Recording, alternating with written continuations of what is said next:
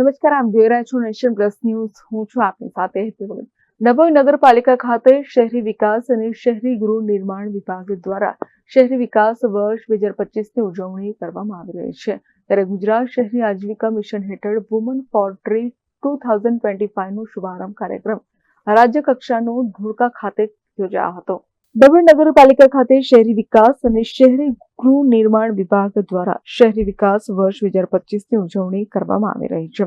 ત્યારે ગુજરાત શહેરી આજીવિકા મિશન હેઠળ વુમન ફોર ટ્રી 2025નો શુભારંભ કાર્યક્રમ રાજ્ય કક્ષાનો ધોળકા ખાતે યોજાયો હતો. જેના સમાંતરે સમગ્ર ગુજરાતની 70થી વધુ નગરપાલિકાઓમાં આ કાર્યક્રમો લાઈવ ટેલિકાસ્ટ કરી નગરપાલિકા કક્ષાએ પણ કાર્યક્રમો યોજવામાં આવ્યા હતા. જે પૈકી ડભોઈ નગરપાલિકા દ્વારા ડભોઈ નગરના સખી મંડળની બહેનો સાથે પર્યાવરણ સંરક્ષણ અને હરિત ભૂમિ વધારવાના ઉદ્દેશ્ય સાથે વુમન ફોર ટ્રી અભિયાન અંતર્ગત એક મહત્વપૂર્ણ વૃક્ષારોપણ કાર્યક્રમનું આયોજન કરવામાં આવ્યું હતું. આ કાર્યક્રમમાં મહિલાઓએ ઉત્સાહપૂર્વક ભાગ લઈ પર્યાવરણ બચાવવાનો સંદેશ આપ્યો હતો.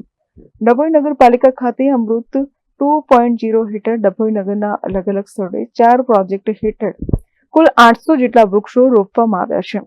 ત્યારે ડભોઈ શહેરના સખી મંડળની મોટી સંખ્યામાં બહેનો આ કાર્યક્રમ માટે ડભોઈ નગરપાલિકાના સભાખંડમાં એકત્ર થઈ રાજ્ય કક્ષાનો ધોળકા ખાતેના કાર્યક્રમને નિહાળ્યો હતો.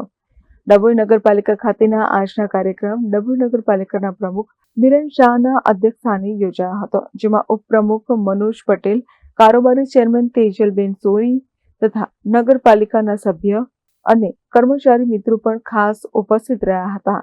સરકાર શ્રી દ્વારા મળેલ સૂચના અનુસાર ગુજરાત શહેરી આજીવિકા મિશન હેઠળ વુમન ફોર ટ્રી 2025 કાર્યક્રમનો આજે શુભારંભ કરવામાં આવ્યો છે.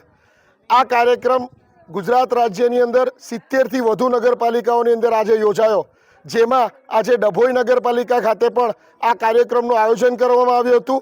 આ કાર્યક્રમથી વુમન ફોર ટ્રી 2025 કાર્યક્રમમાં ડભોઈ નગરના સખી મંડળની બહેનો દ્વારા 800 જેટલા વૃક્ષો વાવવાનો કાર્યક્રમ આજે પૂર્ણ કરવામાં આવ્યો છે.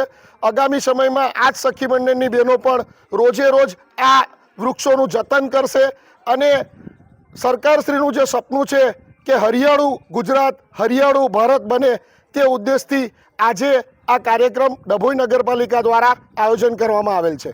મીત માછી, નેશન પ્લસ ન્યૂઝ, ડભોઈ. સમાચારોના સતત અપડેટ મેળવવા માટે અમારી નેશન પ્લસ ન્યૂઝની યુટ્યુબ ચેનલને સબસ્ક્રાઇબ કરો, બેલ આઇકન દબાવો અને જોડાયેલા રહો ફેસબુક, ઇન્સ્ટાગ્રામ અને ટ્વિટર પર.